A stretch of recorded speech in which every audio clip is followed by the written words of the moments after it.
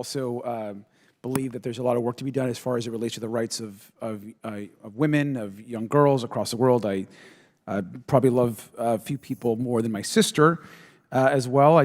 But also want to be clear. There was some veiled, I think, transphobic comments that were made, and I just want to be clear also that trans people do exist in our country. Trans women do exist in our country, and trans people also face stigma, harassment, discrimination, and physical violence, oftentimes much more than other communities or persecuted people. So I just want to say that as well. Ms. Taylor, I do have a couple quick questions for you.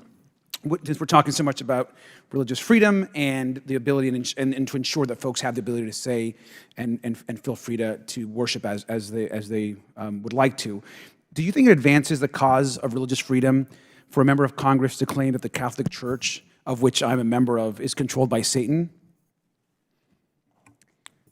I think that kind of rhetoric really is a threat to religious freedom. I think we have to understand that words matter, and it's particularly concerning when it comes from a member of government. I think one of the protections that we have in the United States, and again, we are the envy of the world in many ways, and the legal protections we have for religious freedom is that our government stays neutral when it comes to religion. And what about saying that the same member said that Catholic bishops are destroying the United States by advocating for policies that support migrants and refugees? That Catholic bishops are doing that, by the way, destroying the United States by advocating for policies that support migrants.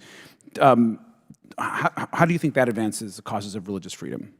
Well, again, I think we have to be cognizant that words matter and that rhetoric can threaten religious freedom in ways that can lead, again, as we saw, can lead to violence in other places. And those comments were actually made by a member of this broader committee, of the Oversight Committee, which I think are obviously repulsive comments.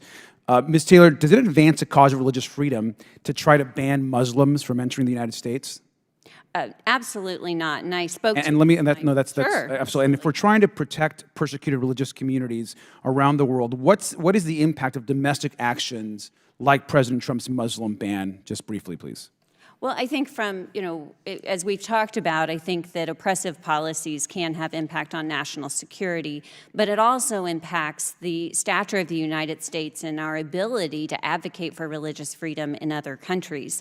The problem, of course, with the Muslim ban and why it's an attack on religious freedom for all is it singles out one faith for disfavored Absolutely. treatment. And I want to know, that's exactly what I wanted to hear. Thank you. Now, this week, Donald Trump promised to restore and expand his bigoted ban, and he said, and I quote, on day one, he said that as president he stood up for, and I quote again, Judeo-Christian civilization, which is, I believe, a slap in the face to many other religious traditions, which are part of our country and make up the beautiful fabric of who we are as a country. Does it support religious freedom for a leader to say that a mob that chanted, quote, Jews will not replace us, and included very fine people? What do we think of that for a leader to say that? Do you think that's something that's not great? I think that words matter and that kind of violent rhetoric has direct cause to threatening the lives of people in our country. Thank you. And I think we all know that Donald Trump, of course, said that after the Unite the Right rally in Charlottesville, which was some really horrific remarks. Do we think that Donald Trump was upholding religious freedom when he posted that, quote, liberal Jews voted to destroy America and Israel, unquote, when they voted against him, which he just did last month?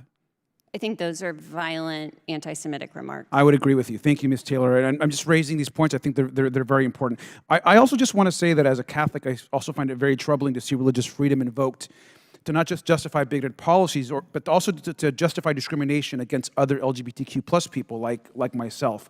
Ron DeSantis and many other governors across the country have signed laws which allow healthcare workers to discriminate against members of the community, particularly also around gender-affirming care. If workers cite religious objections, I believe that's dangerous. I believe that's misguided. And Ms. Taylor, hope you agree that LGBTQ plus protections and religious freedoms can be complementary. I think that you agree with that. Finally, just to the panel, just briefly, yes or no question. I'll start with Mr. Curry.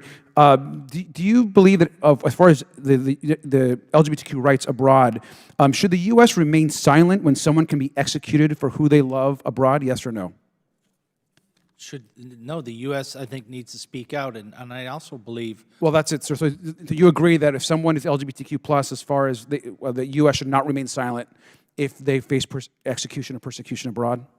No, we should not remain silent. Thank you. I appreciate that. Dr. Patterson? Thank you. I appreciate that. Dr. Mobbs? The U.S. should not remain silent. And Ms. Taylor? The United States should not remain silent. Thank you. And I want to thank all of you for that answer. I think that's absolutely correct. And for the record, all of our witnesses agree that the U.S. should not remain silent when someone can be executed for who they love somewhere else across the world. So thank you for reaffirming that belief.